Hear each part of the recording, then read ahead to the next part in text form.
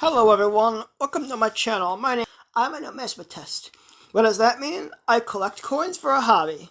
And these coins I have here are pennies. And you might be saying to yourself, those are some weird looking pennies. These pennies I have here are called steel cents. And steel cents were only minted 1 year in 1943 because copper was rationed in the war. How do you tell if you have a steel cent? Well, they don't look like they're made of copper. And to be 100% sure, they stick to a magnet. Well, if you want to know more about cool coin facts and coin roll hunting, follow me on YouTube. What are these? Indian head pennies. These were the pennies that were in everyone's wallets before Lincoln became the primary on the penny in 1909. And I have quite a few of them, as you can see. They were minted from 1867 or 8 to 1909. And before the Indian heads were the Flying Eagles, and the Flying Eagles were the first penny to be that size. Before pennies were that size, pennies were this size. This was a penny from 1825 called the Coronet Large Cent. And take a look at how big pennies used to be versus the size they are now. Look at this beauty right here. What I have here is the world's first United States nickel, the shield nickel. It's one of my favorite designs, other than the buffalo nickel, because of the 5 and the stars around it. And it has United States of America, and it actually has cents on it as well. On the back of it, you'll see this is the rougher side of mine, but it has the shield on it. It also has "In God We Trust" on it, along with every other coin that's in America, and the date 1868. How do you tell if this nickel here from the 1940s is a silver war nickel? Well, the most obvious way to tell is the mint mark on the back. It is a silver war nickel because the mint mark is above the Monticello. How do you tell if a dime is silver? This Mercury dime is silver because it is from before 1964. And quarters from 64 and below are silver, and this 1958 is a great example. I've brought you many coins with many interesting faces and shapes and designs and patterns. What about a coin with no pattern? This is a blank planchet. A blank planchet happens when the mint doesn't strike the coin. This is what a penny would look like if it didn't get struck. And this one hasn't. It's a blank coin, and who knows what kind of penny it would be. I have a question for you numismatists out there, coin and dollar bill collectors, all of you people alike. How many countries do you have coins from? 1, 2, well, I have coins from 22 countries. Each bag represents a country I have coins from. Can any of you break that record?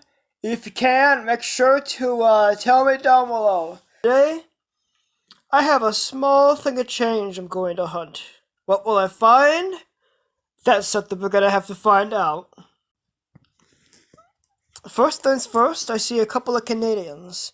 This is a young head. It looks like it's from 1955 or 56. I'll have to get a closer look on that.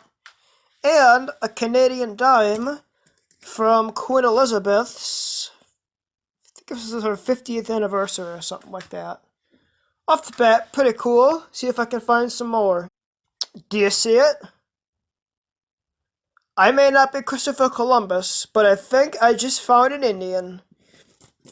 Indian head penny, ladies and gentlemen. Woohoo! 1901. Didn't get much cooler than that. And do you want to know what us coin collectors dream about at night? Well, I'm about to show you what I dreamt about last night. Okay, so a friend of mine gave me a bunch of quarters, and I decided to roll them for him. But he also said you can keep whatever quarters you think are worth keeping and deemable. And what's this?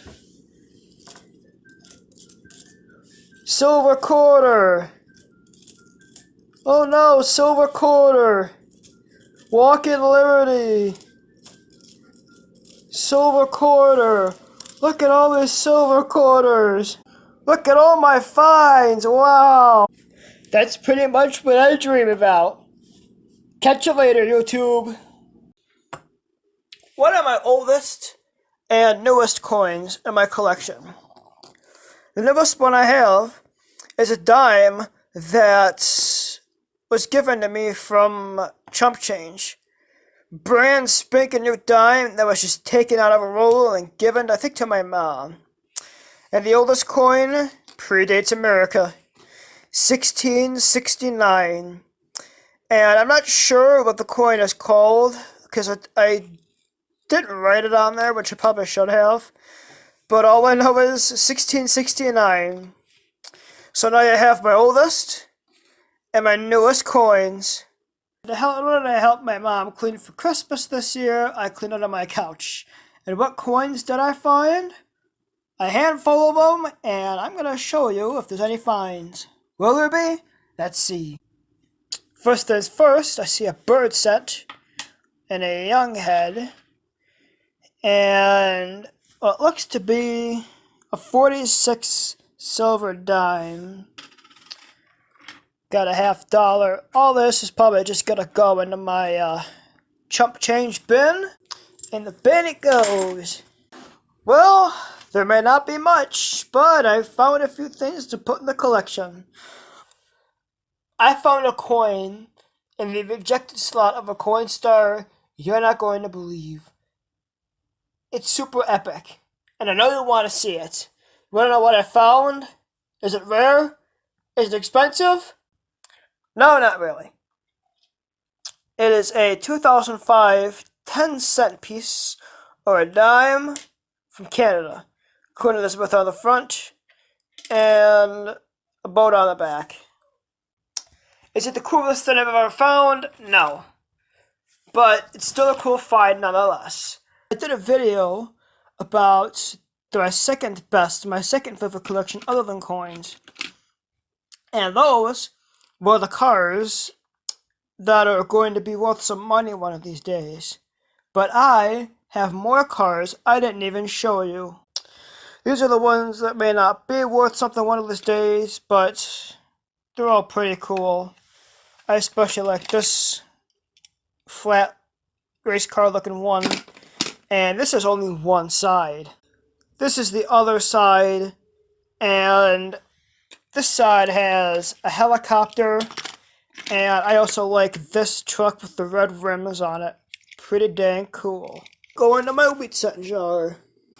Exactly how many wheat cents do I have in this jar? Well, I'm gonna find out.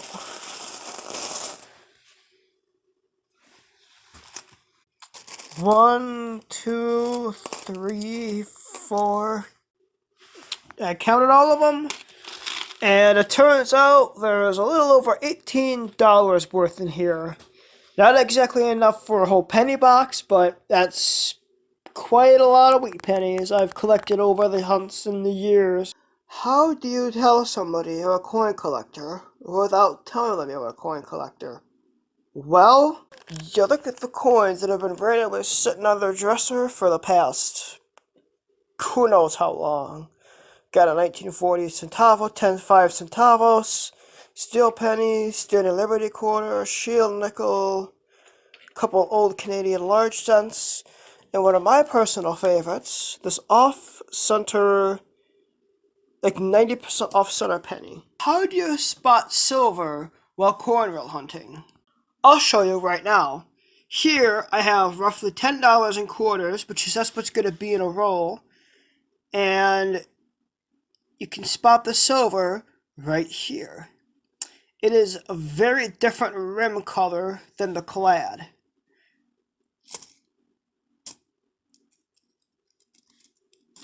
Here it is. Silver quarter from 1955.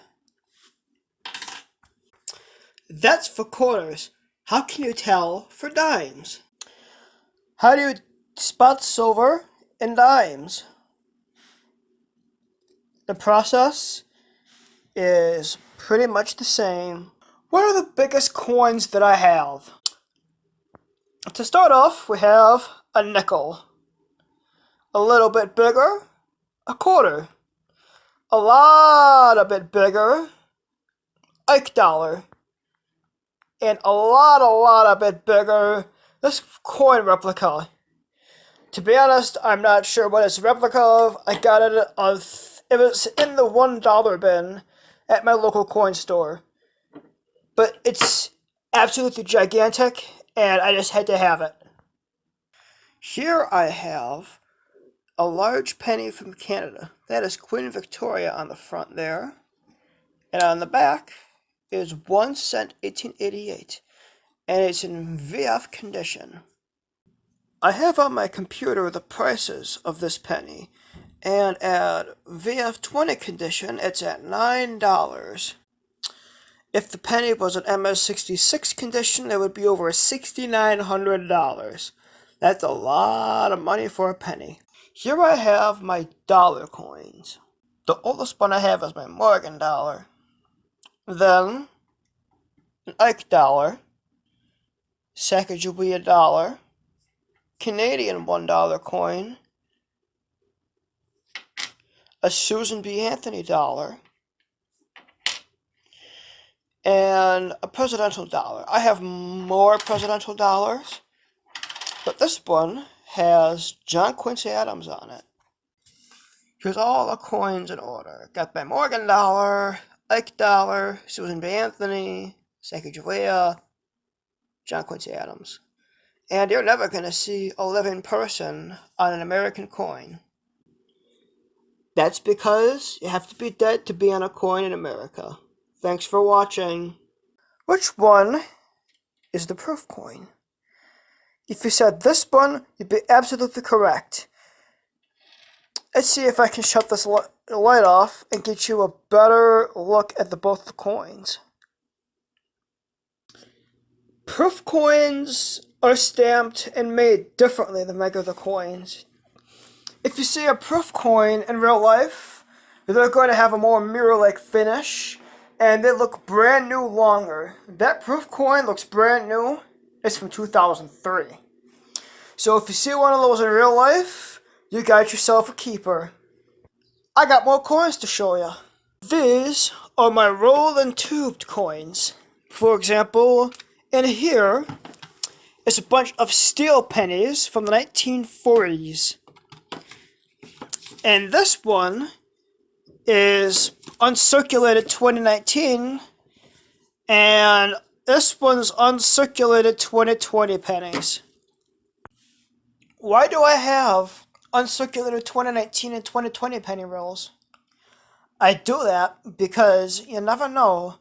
They could be very valuable uncirculated one day. It may not be until I'm a grandfather, but at least I'll have them. Hi everyone! I found a roll of old dimes while cleaning my room today. What will be inside these dimes? I have no idea. Let's go find out. It wasn't the cleanest dump out, but here we go. Holy crap. Do you see what I'm seeing? Do you know what this is? It's a barber dime. Let's take a look at the year. 1911. I don't care if there's anything else in these dimes. This barber dime is definitely going to be the best hunt. I found another silver, a 47 Rosie. This is by far one of the best dime rolls I've ever hunted. I was at a family member's house and hunted some other change. What did I find? Found a couple of oldies. A 1928, 1929, 1920, and a 1944D. Let's see if I have enough, or if I can fill a slot in my penny book. Haha, I got one slot filled. 1928D. It's gonna go right there. Looks like that's all I can fit. A 1928D, and with 31 million minted, it's another one for my penny book. Woohoo! They need to be put away, but where am I going to put them? My wheat pennies go in the wheat penny jar. These average looking coins are going, and my foreigns get put away where they belong. Uh-oh, I found more. Looks like I got 4 more coins. Barber dime, 2 euro cent, regular dime, beat up buffalo nickel. Where do these go? I found a second dime, and I put these in there. And the rest of these coins, I have to figure out where to put them. Hi everyone. Today, I'm going to show you the difference between a poor condition coin and a pretty good condition coin. This is the poor condition coin. It's an old buffalo nickel. You can see basically no features. All you really can see is the eyes, nose, and mouth. The buffalo on the back is no different, and you can barely get E pluribus unum in the United States of America. The average condition coin, you can see everything. You can see the date. You can see the detail on the buffalo, and just look at the difference. This is a penny from 1900. This is a penny from 2001. Very different from each other. In the 121 years apart these pennies are, have there been any changes? Well, after the Indian head penny came the wheat penny, and then the wheat penny became steel. These were only minted for 1 year, and then the Lincoln Memorial cent after the wheat penny, and then the shield penny, and the rest is history. What penny will come next? I don't know. Who knows what other design will come after the shield penny.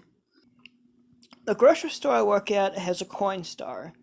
And before I started my shift this morning, I went to that coin star to see if there were any finds. I found a bunch of rejected Canadians I just put back in the drawer and gave to customers. And I found this. I found this on the floor next to the coin star, so I assume whoever was giving their coins away dropped it. 1930. This is one of the greatest finds I've found in a while. I found a silver quarter, but that was a couple of months ago. I haven't done a short in a while.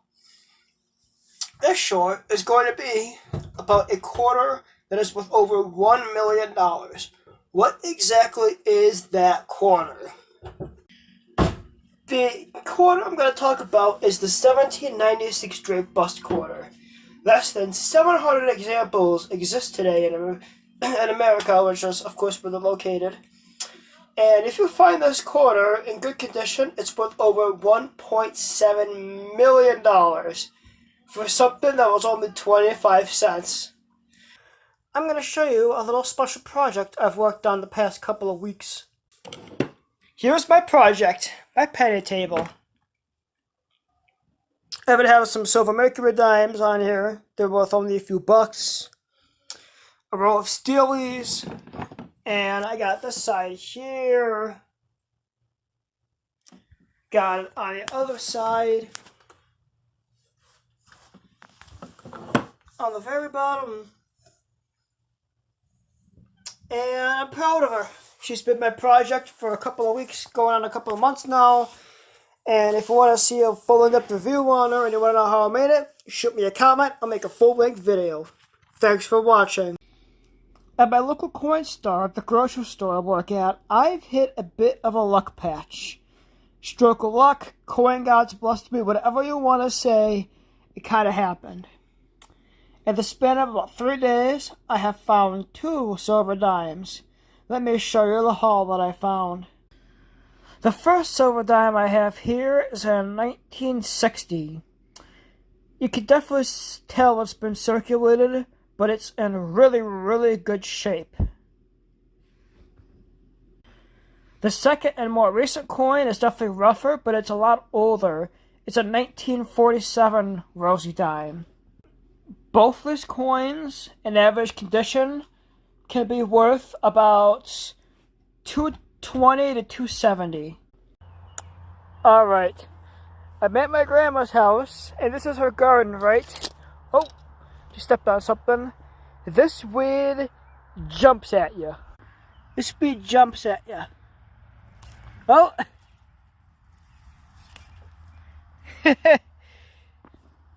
Let's see if it does it one more time.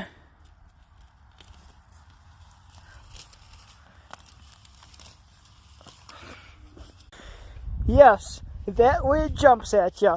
I have no idea what it's called, but we have similar weeds at my house that are by our ditch, but they're not. That's the desert version. Hello everybody, I'm the conservative coin collector. Welcome back to my channel. I have two close-up coins, as you can see back here. That is a 1999 close AM, that is a 1999 wide AM. Why do I show you the close-up of these two coins?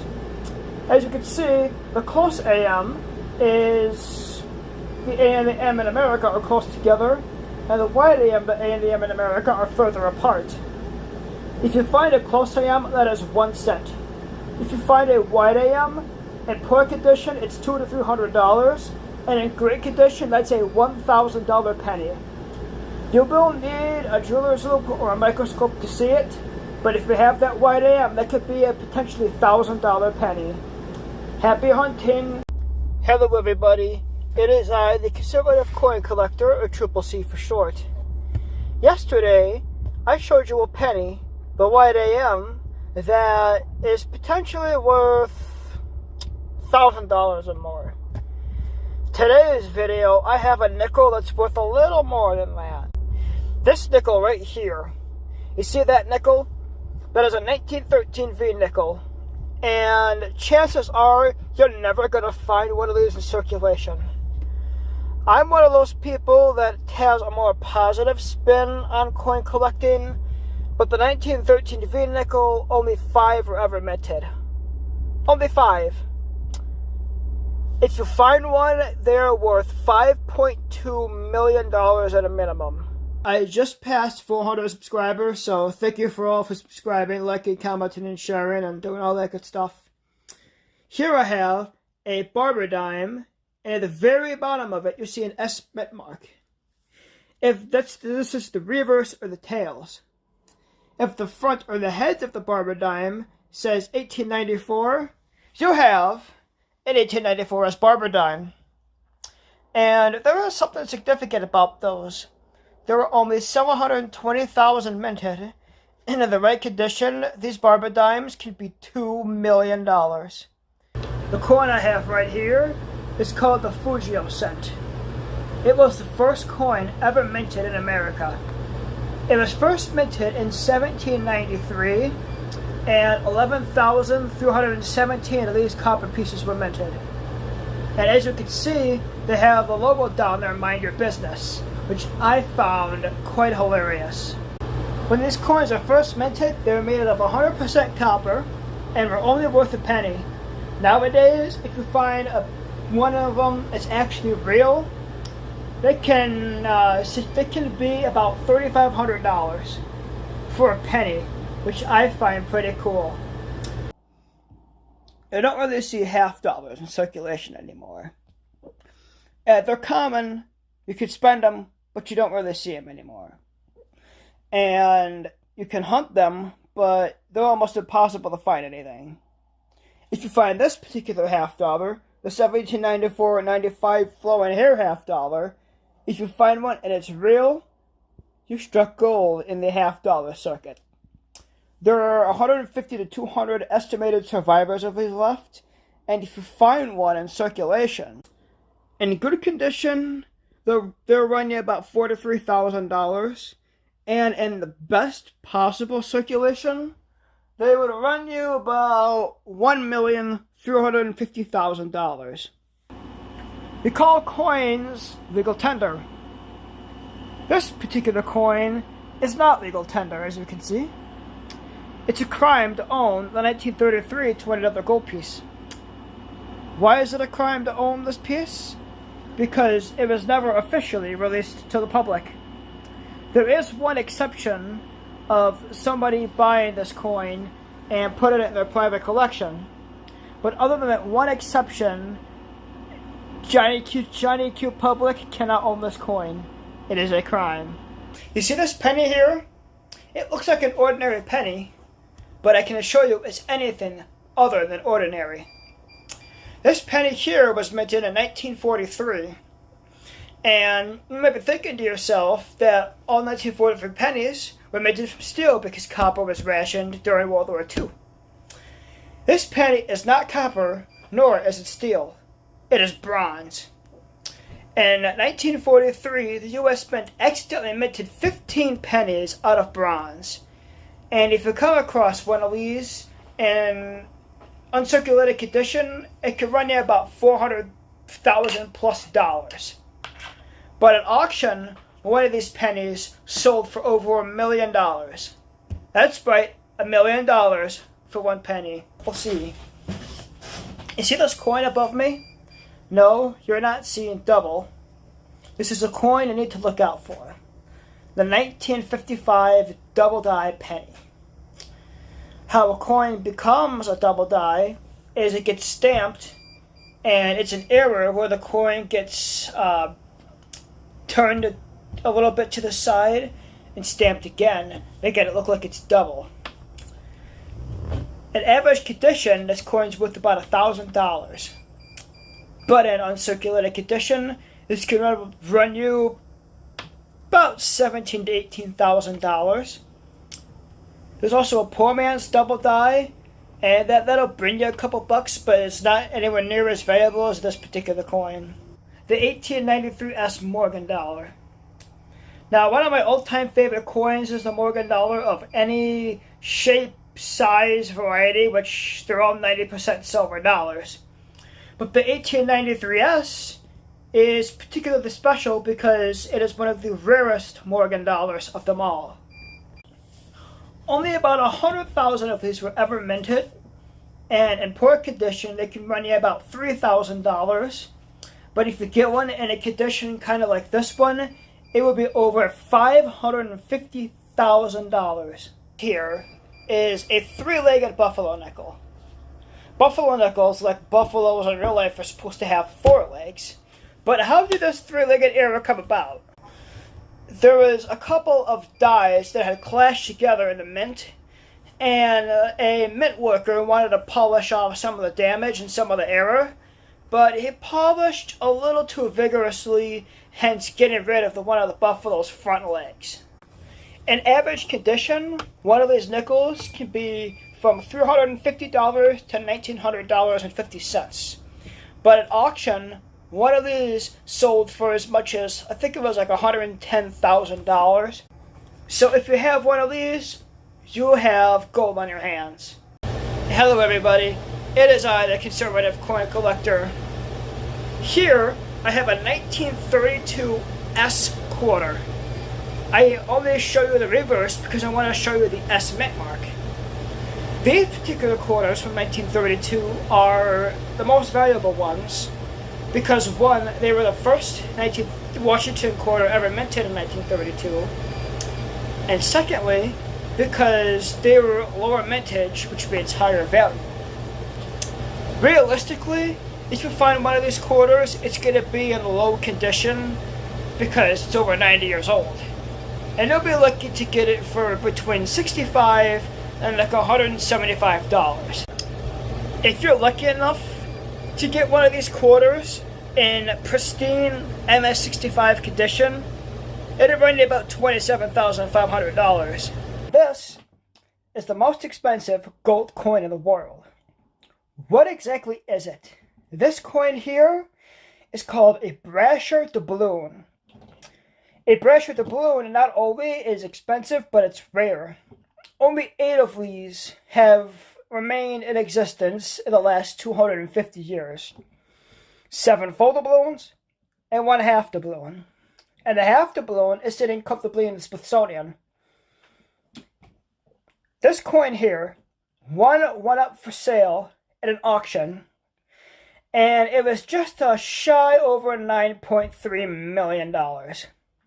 This right here, probably with inflation, is a $10 million coin in my car, as you can see. And I thought I'd give you a quick little video on the 1856 Flying Eagle penny. This is a very important penny because, one, it is the first small cent. All the other large cents were about the size of a $half. This is the first regular sized penny as we know today. And two, this is the penny that helped us, it helped skyrocket coin collecting throughout the early 1800s. Any regular Indian head penny or Flying Eagle would be around $50 to $90. The 1856 in great condition is around $3,600. This is a Coronet large penny.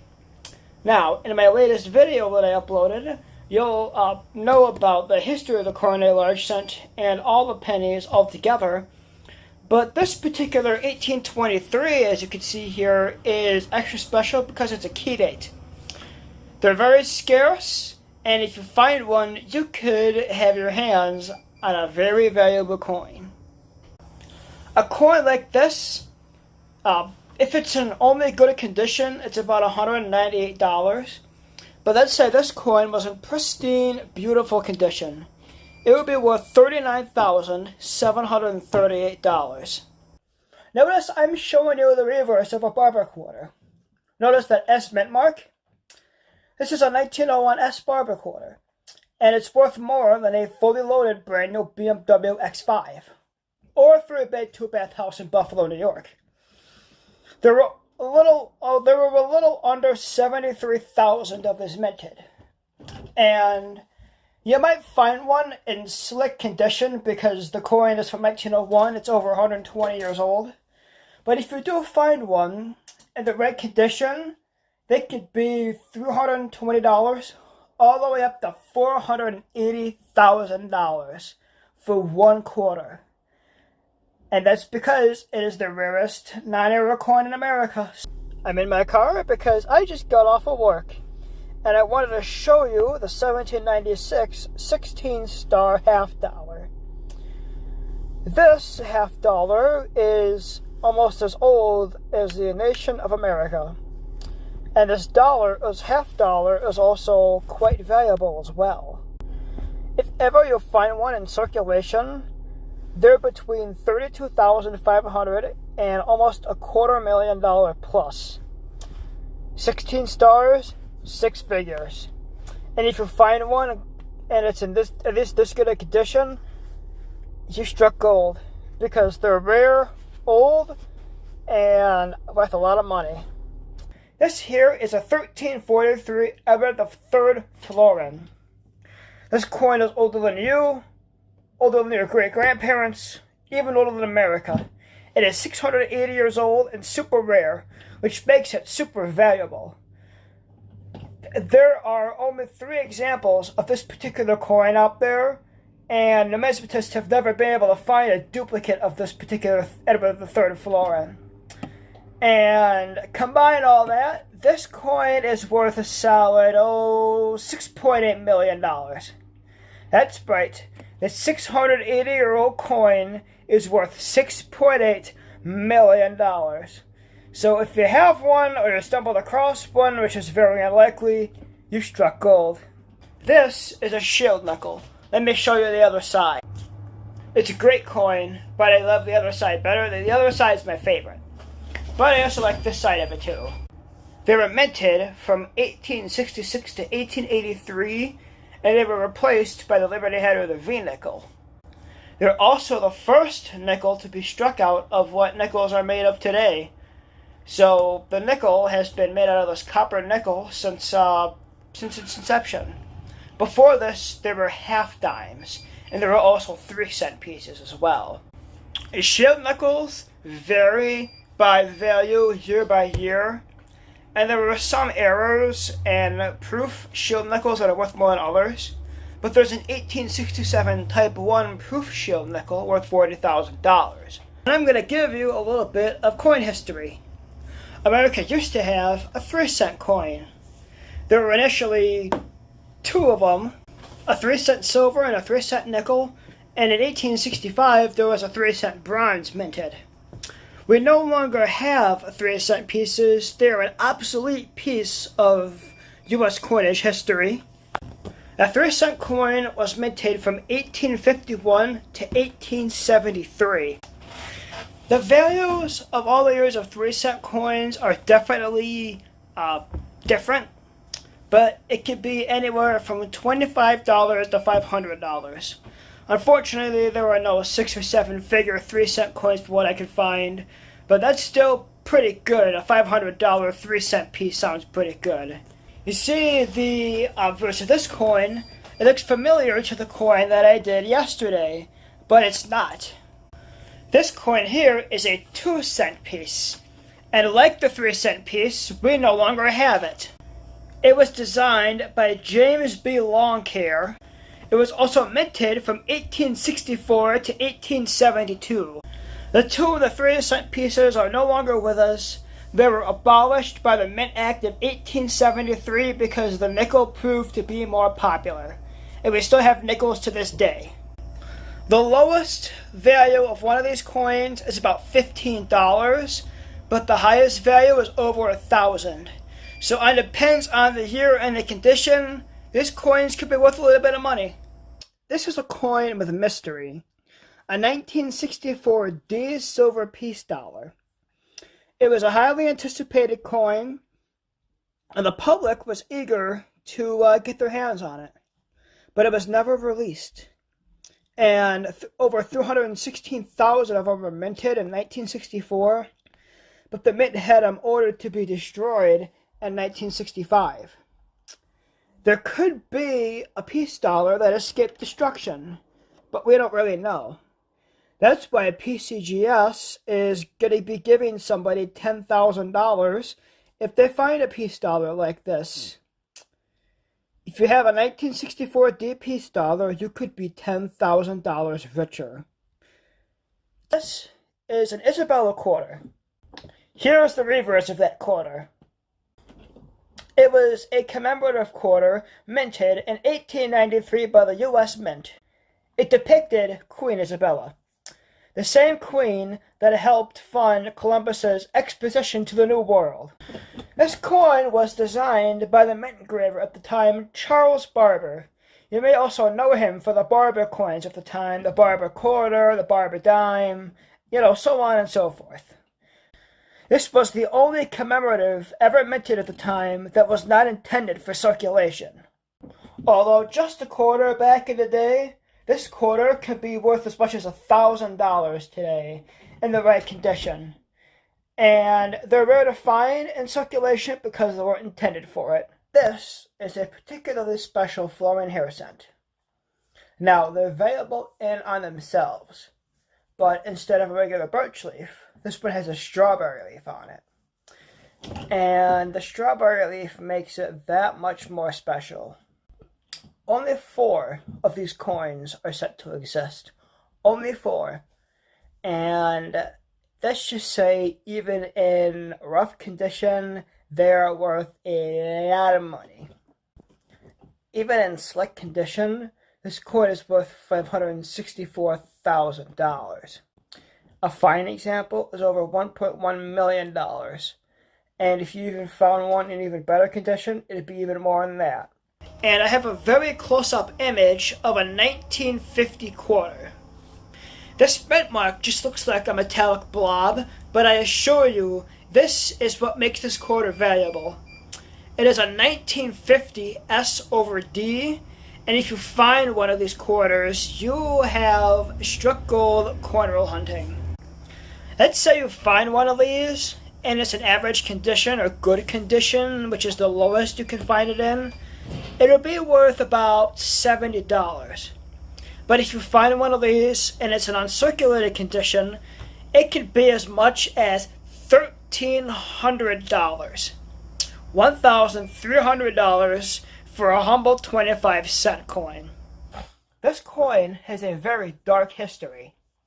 It was minted from 126 BC to 57 AD, and this coin was also used to portray Jesus in the Bible. Jesus was betrayed with 30 pieces of silver, and the shekel of Tyre is believed to be that piece of silver that he was betrayed with. Believe it or not, a shekel isn't a 6 or 7 figure coin. It is worth between $400 and $1,200 and depends on what condition it's in. But for what I believe, the shekel's history is priceless, and they are priceless. It's a dark history, but if you don't learn from history, we're doomed to repeat it. Today, I'm showing you a 1959 D penny. This penny may not seem all that special, but I assure you it is. There's an error in the 1959 D on top of it being a transition year. A transition year from wheat penny to memorial cent. But there is an error called a mule error, and the wheat stalks were accidentally put on 1959. This coin error is very rare, and there's a very low number of them, but if you do find one, it could be worth up to $50,000. That's a lot of money for 1 penny. What is going on, everybody? It is HiHello, and today I have an 1877 Indian head penny I have to show you. Why is this penny so special? Because this Indian head penny is known as a key date and is highly sought after by collectors. Not only is this penny a key date and in high demand, it's also very, very valuable. Lower grades of this penny could be about $360, but higher grades can be as much as $1,500. Now that's a lot for a penny. Thanks for watching. Like, comment, subscribe. Bye. This is a 1916 D mercury dime. And these mercury dimes are very rare and very valuable. Only something like 264,000 were minted, and with that being said, they are also worth a lot of money. On the lower end, these dimes are $850, and on the higher end, they are $12,650, but that's not all. Dimes in the most pristine of condition can sell from upwards of $39,000. That's basically a new car for a dime, for 10 cents. That is crazy. This here is a 20-cent piece. Here's the reverse of that 20-cent piece. It was 90% silver and 10% copper, and it was only struck from 1875 to 1878, but only for collectors. But it was only struck for collectors the last 2 years of production. This coin here was proposed by then Nevada Senator John P. Jones, but it proved a failure due to the confusion of the quarter. It was both similar in size and value to the quarter or a 25-cent piece. Let's say you find a 20-cent coin. It's going to be worth between $80 and $650. However, they can sell for as much as $65,000 in the right condition. This here is an Ike dollar. I actually own an Ike dollar, and it's one of the biggest coins that I own. Let me show you what I mean. This is a Canadian quarter. It's identical to the size of an American quarter. This is an Ike dollar. Look at how much bigger that is. Isn't that absolutely crazy? The Eisenhower or Ike dollar is the first dollar minted since the peace dollar ended in 1935, and they were minted from 1971 to 1978. Other than maybe some specialty coins, these aren't going to be worth all that much more than $1, but I still find them very, very cool, and if I find them, I keep them. And here I have for you the rarest and one of the most valuable gold coins in USA history. It is an 1854 Coronet half eagle, which was a $5 coin, and it's solid gold. It's 90% gold. Only about 268 were ever minted, and there were 3 to have known to be existent today. Only 3 of them. This coin here, if you were to have it and you wanted to sell it, you could get $4,083,672 for what was once a $5 gold piece. This is a trade dollar, and trade dollars are already valuable, but this one's not only a trade dollar, it's a key date, it's a proof, plus cam. This coin is 90% silver, 10% copper, and the mintage, only 5. Only 5. Only being a proof, it is rated from MS63 to 65 plus. And the MS63 value of this coin is $2,150,000. The MS65 plus version is $4,250,000. I recently did a video on a couple of silver certificates that I bought for my dollar bill collection. And that got me thinking, is there a silver certificate worth a lot more money than the ones that I purchased? This one is. It is an 1896 $1 silver certificate. It's not in the best of shape, but without the best of shape, it's worth about $110. And let's say you do have one in pristine condition that it looked like it just got minted yesterday, you're looking at a $500 $1 bill. This is a double die reverse of a buffalo nickel from 1935.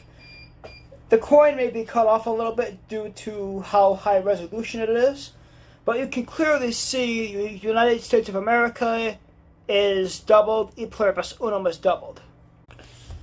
A coin can be doubled in various extremes, but how a coin is doubled is the machine stamps it, and the coin gets turned a little bit, and the machine stamps it again. It can be ever so nth of a degree, or it could be like the 1955 DDO, which of course is the famous double die penny. Let's say you find one of these in good condition, $63. But if you find one in uncirculated condition, it will be $6,849. This coin could pay for your rent. Should the penny be abolished? It takes 2.1 cents to make a penny, and they don't go as far as they used to. As a numismatist, I say no. And if it actually didn't even have to change your whole system, something couldn't be 451. It'd have to be 450 or 455. And I want to know your thoughts. Should the penny be abolished? My thought is no. Let me give you some stats on the penny right now. The US Mint makes between 5 and 16 billion pennies every year, and there's currently 150 billion pennies in circulation, more than all the other coins combined. So let's say the penny was abolished, it's not going away anytime soon, and the Mint has no plans to abolish the penny whatsoever. Then as you can see, no fancy background today. That's because I scored something at work last night you're not going to believe. When I first saw this coin here, this quarter, I could immediately tell it was silver.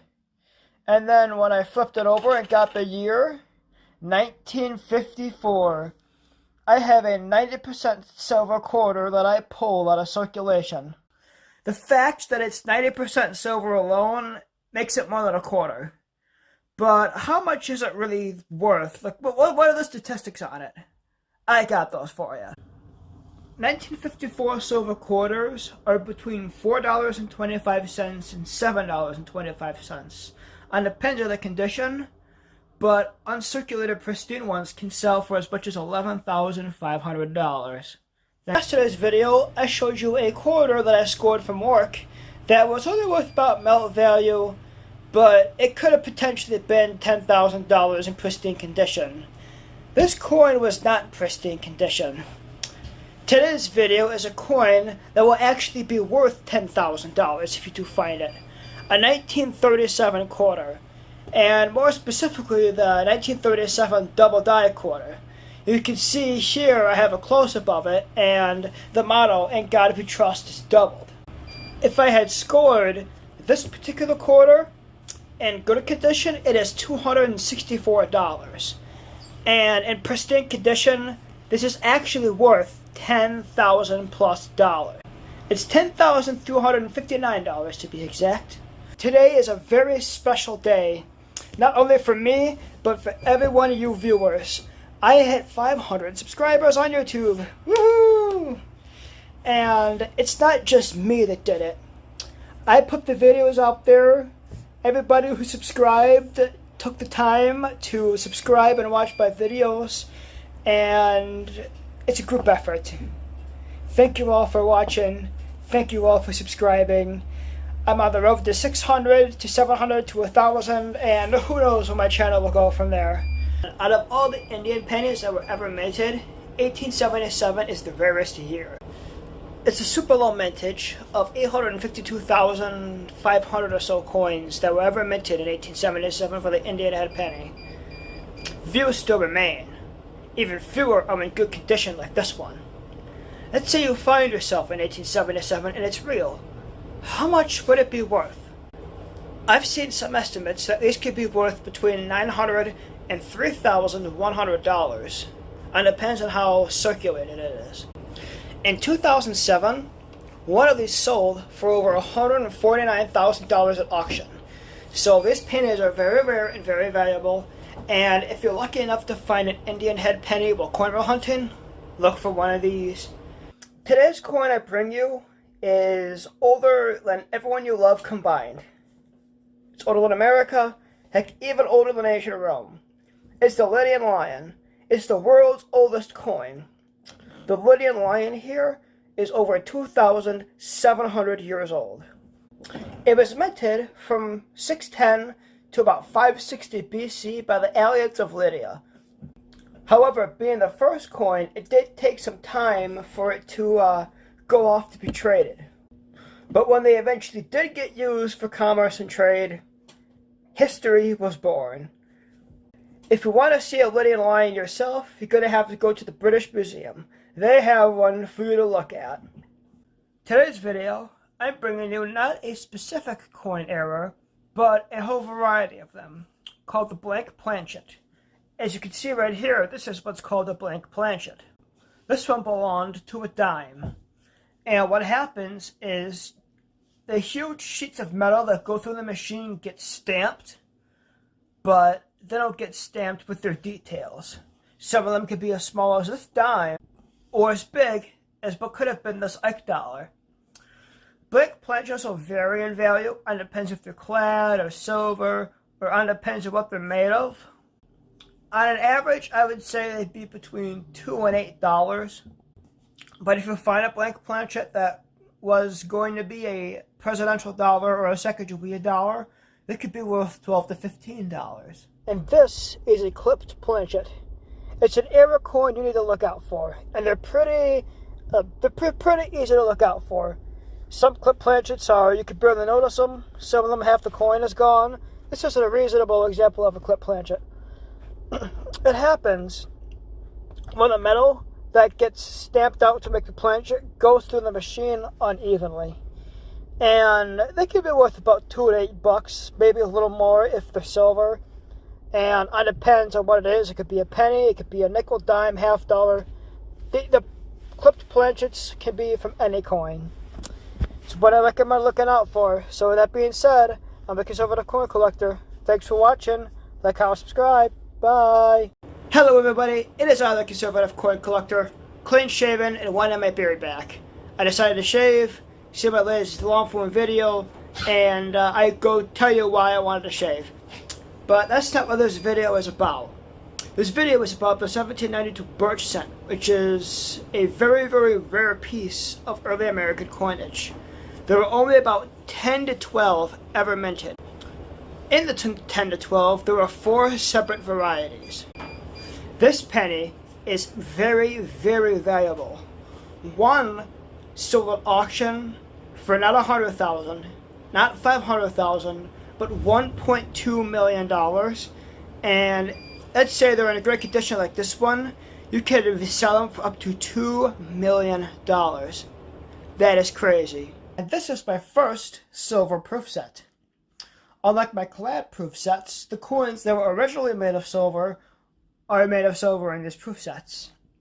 Obviously, the penny and the nickel were never made of silver to begin with, but the half dollar, the dime, and the quarter were made of silver pre-1964. And they may not be made of silver right now, but in the silver proof sets, they are made of silver to this day. This was from 1994, but it was a lot cheaper than buying a new one. And they're more expensive because, again, the silver content. And the silver is never going to lose its value. Silver is never going to be zero. These are two close-ups of two 1992 pennies. The top one is a regular penny, and the bottom one is a closed AM penny. Now, I recommend you watch out for the closed AM penny. The closed AM is an error. It was supposed to be for the next year penny, 1993, but it was accidentally struck on the 1992 Denver or D penny. It is currently the only Lincoln Memorial penny in the entire penny set that has a transitional error like that is visible to the naked eye. Every other error you have to use a microscope for. Originally discovered in December 2001, this penny is worth $11,359, and one sold at auction for over $20,000. Hello everybody, I'm at work in my footy pajamas. That's because we're having a Halloween party today, but that's not why I'm making a video. I'm going to show you the Isabella quarter. It's a commemorative quarter that was made in 1893, and at the request of the Board of Lady Managers, this quarter was minted. It features Queen Isabella I of Castile, who funded Columbus's voyage across the ocean blue in 1492. Being a commemorative, only 40,000 of these were ever minted. And it depends on what grade you get these in. This could be a $1,000 commemorative quarter, being that only 40,000 were minted and they were only minted in 1893. And being that it was a while ago, these coins are only getting older and more rare. Thanks for watching. Like, comment, subscribe. Bye. Today's video, I have a 1969 S double-die penny, double-die obverse penny to be more specific. You can see some of the doubling that I've kind of chopped up and made close up for you to give an idea of what's doubled. The year, the we, and the liberty, and the model, and that's pretty much all that's doubled. Only 15 of these pennies are ever made in San Francisco, and these pennies can bring a hefty price. The lowest grade I found is MS62, and those pennies are $38,000. But if you have one in beautiful uncirculated MS65 condition, you have yourself a $250,000 penny. $250,000 for 1 cent. So I've done videos, long-form videos on this exact subject, but I thought I'd give you the simplified, shortened version of what you can find penny roll hunting. The rarest thing to find is the flying eagle. This one is super rare, and if you keep at it and keep at it, you might find it every 10,000 pennies or so. Next on the list is an Indian head penny. You might find these one maybe every 100 boxes of pennies or so. They are rare, but they're way more common than the flying eagle. The odds are low, but never zero. Wheat pennies, you're guaranteed to find at least one every box. And that depends if you get a collection dump. You can find a lot of wheat pennies in one box. And they're my favorite ones to find and collect. I would also keep pennies like this pre-1982 because they're made of copper. 90% copper, and if anything, they have a melt value. That's all I keep. Everything else is only worth a penny. And if you're like me, you're wondering who the heck is on the brand new quarter this year. Well, I have an answer for you. The lady on the quarter this year is Hovita Yadar. And why is she on the quarter this year? Born September 7th, 1886 in Laredo, Texas. The reason she is on the quarter is because she was an organizer, writer, and advocate of Mexican-American women's rights. She was also an early civil rights defender, and she fought against lynching and several other forms of all these racial violence. And she fought for better educational opportunities for children and gender equity. And she also fought for labor rights for women as well. She passed away June 15, 1946 at age 60, and her legacy lives on. I have the 1838 all-cap bust half dollar. It was designed by Christian Gobrecht, who designed a lot of coins back in those days. And the mintage of this $half was 20. Not 20 million, not 20,000, just 20. And because of that, this $half was worth a lot more than 50 cents. Let's say you find a coin that looks just like this one in great condition. Or let's say you find one of those coins in not so good condition. In not so good condition, this is $250,000. But in a condition like this one, you're looking at an $800,000 50-cent piece. Today, I'm going to be talking about the evolution of the nickel. The nickel has only been around since 1866. It's our newest currency, and before that we had the half dime. First nickel is the shield nickel. Came around in 1866, and it was discontinued in 1883. The V-nickel replaced the shield nickel, and from 1883 to 1912, this was the nickel everybody had in their pocket. But there is a 1913 V-nickel. 5 are minted, and they're worth millions of dollars. From 1913 to 1938, the buffalo nickel was the nickel that lined everybody's pockets. And it has a design flaw in which the date rubs off first, so if you find a dateless buffalo nickel, it's because of a design flaw. The last nickel I have for you is the Jefferson nickel. It's been around since 1938, but I'm a personal fan of the war nickel because it's made of silver. I have for you a 1972 Type 2 Ike dollar. There were 3 types. Of course, there were Type 1, 2, and 3. I mean, how creative. But Type 2 has no detail beyond the Florida Peninsula. Type 1 and Type 3 have details beyond the peninsula. For example, Type 3 has Cuba in it. But I'm rambling. If you find one of these and they're circulated, they can sell from between $17.50 and $20. But if they're uncirculated, they can be between $95 and $110. Coming from a humble $1 coin, that's pretty impressive. I'm going to show you the difference between an American and a Canadian proof set.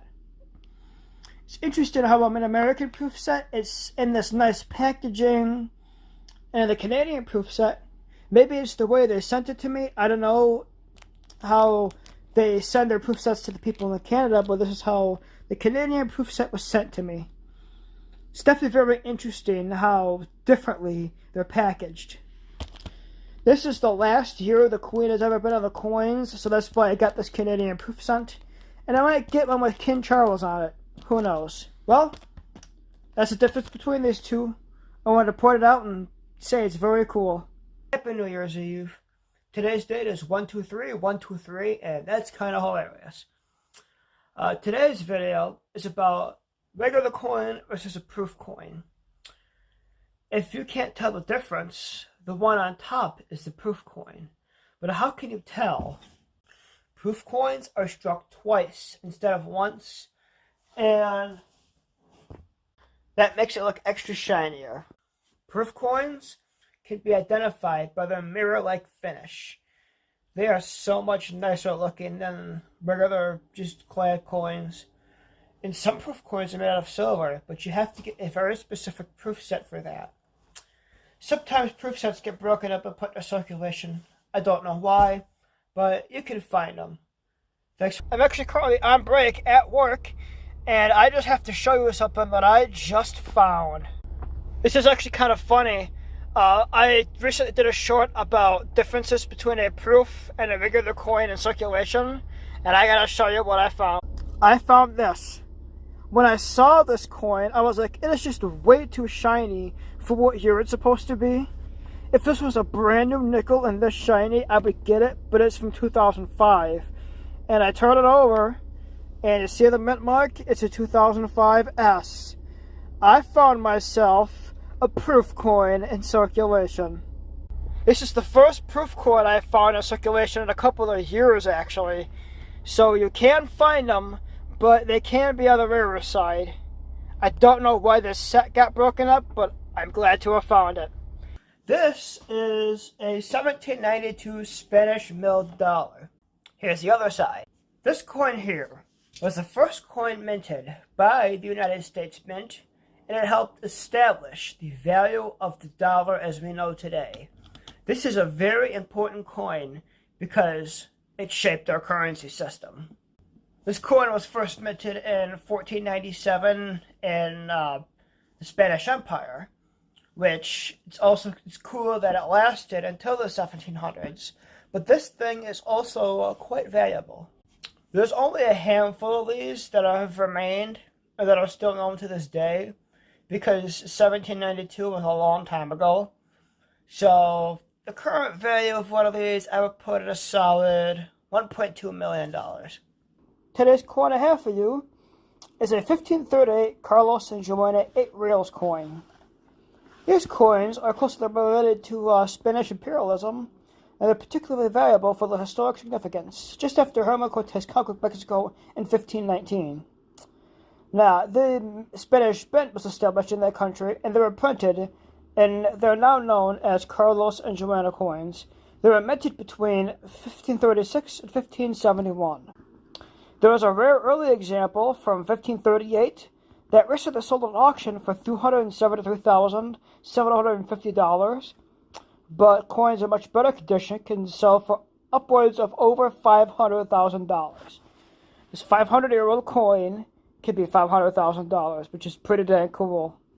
The funniest thing about coin collecting is not only this coin, but we have 5 of them that have boobies on them. I found that hilarious. I hope you do too. Hello everybody, this is a penny you should look out for right now. It's the 1877 Indian head penny. Why should you look out for it? Because it is super rare and super valuable. With only about 852,500 minted, it's worth, how much is it worth? In this condition, $7,295 for 1 cent. That's crazy. And that is the best condition. In good condition, it's about $622. But still, for a penny, I find that quite spectacular. The year was blocked on this particular specimen that I have, but trust me, 1877 is the year you need to look out for because of its value and rarity. Look out for the 1856 Flying Eagle penny. Now, if you find a Flying Eagle penny itself, you've struck gold. You've won the Corner Hunt lottery. But if it's an 1856 Flying Eagle penny, you've struck gold in lottery even more. Let me tell you why. The 1856 Flying Eagle penny is super rare. There are only about 2,000 ever minted, and if you come across one of these in good condition, well, in average condition, they're about $8,000, and in great condition, they're $25,000 for something that was just 1 penny at one point, which I find absolutely crazy. This is a 1935 Buffalo nickel. Decent shape, but unfortunately only worth about $1. This 1918 Buffalo nickel is worth way more than $1. It is one of the rarest Buffalo nickels of all time. There were only 8.3 million of these struck, and coin-related, 8.3 million is a very low number. Anything under 10 million minted is considered super rare. These have a wide range of how they sell. In lower condition, it'll be about $630. But in high condition, as much as $29,000. And in pristine MS65 museum quality condition, these can sell for as much as $400,000. Isn't that crazy? Thanks for watching. Like, comment, subscribe. Bye. Where I live, I get tons of these. It's Canadian penny. It's no more than copper value. But I got to thinking, what is the most valuable copper penny that you can find? Canadian-wise, that is. This is a 1936 Canadian dot penny. It's one of the more valuable Canadian pennies you could ever have or find. And it features King George VI on there. And they were actually struck in 1937. But the date says 1936. From what I looked up, there are less than like 10 of these ever minted. and one sold in 2010 for about $402,000. And this is the coin to end all coins.